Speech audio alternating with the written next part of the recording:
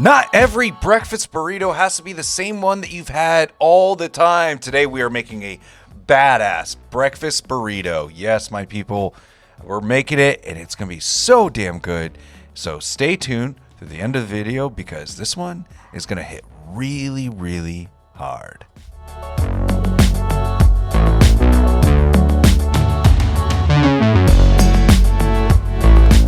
So, as you already know, we're making some badass breakfast burritos, people. And these are gonna be chorizo with steak, papas, and it's gonna be so damn good. I mean, I'm so excited.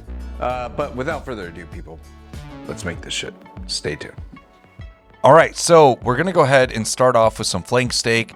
With the flank steak, I'm gonna go ahead and add in a bunch of salt and pepper, freshly ground black pepper, of course, to my liking. You do it to your liking, of course. Then we're gonna come through with some paprika and some chili powder as well. So go ahead and add in about 2 to 3 tablespoons of that. I like a lot of seasoning, and we're gonna season both sides. You can use ancho chili powder as well. That's a really good move, really freaking good move. I just happen to not have it on hand, so it is what it is. But after we go ahead and season it on both sides, we're gonna get it ready for the grill or the pan. If you have to use a pan, take this skirt steak, cut it in half, and then drop it in a very hot pan that has been oiled, of course. Then on the side, we're gonna go ahead and start working our eggs. After we flip both steaks and get a nice Maillard, we're gonna drop into the same pan. After removing the steak, we're gonna go ahead and add in our bell peppers and our onions, which have been diced, okay? You can do it however you want, sliced, however you want. Then on the side in a bowl, I'm gonna go ahead and whisk up a bunch of eggs. I used about 12 eggs here because I had a lot of these to make. You can scale it down if you want to. Then you're gonna wanna add in some heavy whipping cream, about 1/4 to 1/2 cup, depending on how many eggs you have in there. And we're gonna go ahead and let that sit on the side for a little bit. Let's jump to the potatoes. What did I do for the potatoes? Well, I diced a bunch of potatoes and fried them. Don't really feel like you guys had to have a tutorial on dicing potatoes and frying them, but like, at least I gave you the fry portion. I felt like you needed something here to grasp, just in case you're not familiar with it. But as soon as you take them out, go ahead and season them. I season them with some Lowry seasoned salt. Go ahead and give them a nice toss. And yeah, there we are. But back to the eggs.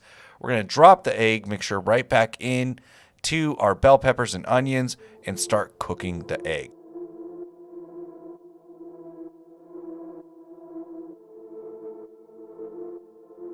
Now, a little secret that I did add to this is some Shaoxing wine, about 1/4 cup of Shaoxing wine to the eggs. It does make a difference, and look at those scrambled eggs. They're awesome.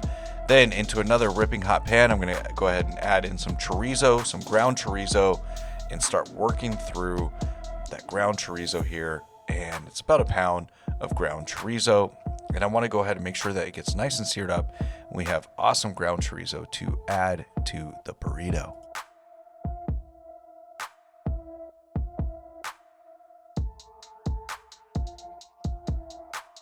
All right, so the chorizo is done. There it is. And we're gonna move on to slicing up our steak. So for the skirt steak, I'm just gonna go ahead and go against the grain here and start making nice thin slices. You can do it however you want. I like semi-thin, like I would say like 1/8 of an inch maybe.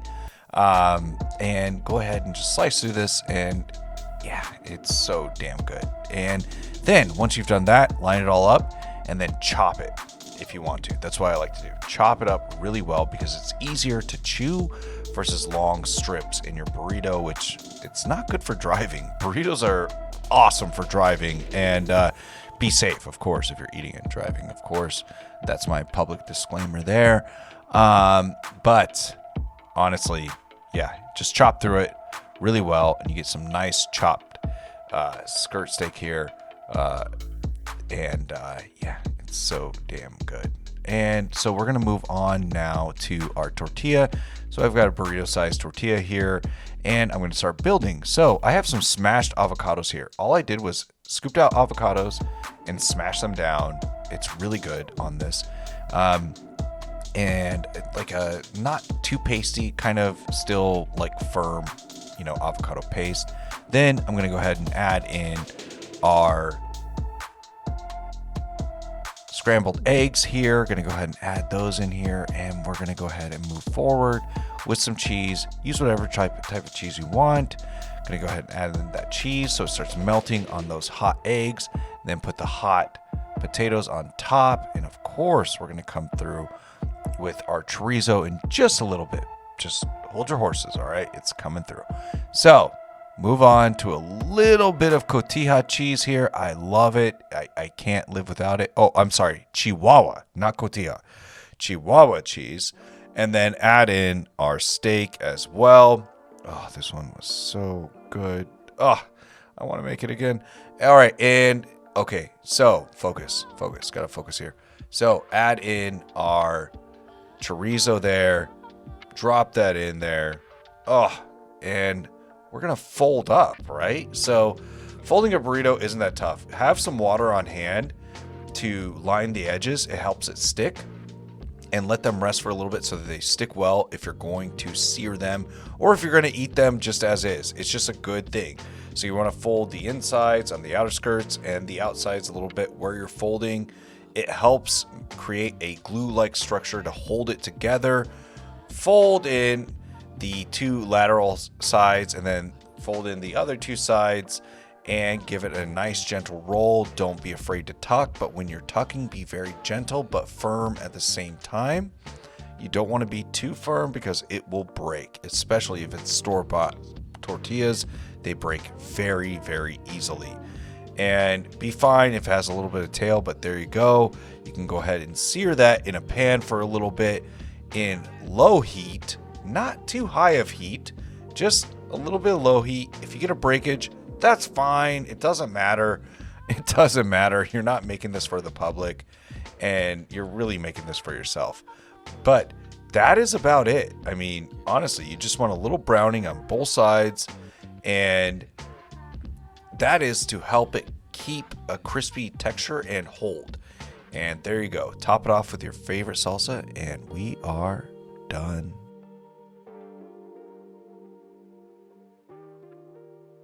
Okay, and we are all done here. So let's go ahead and try it out. Here we go. I'm gonna grab one of these. I made them all fancy for the photo, you know, but here we are.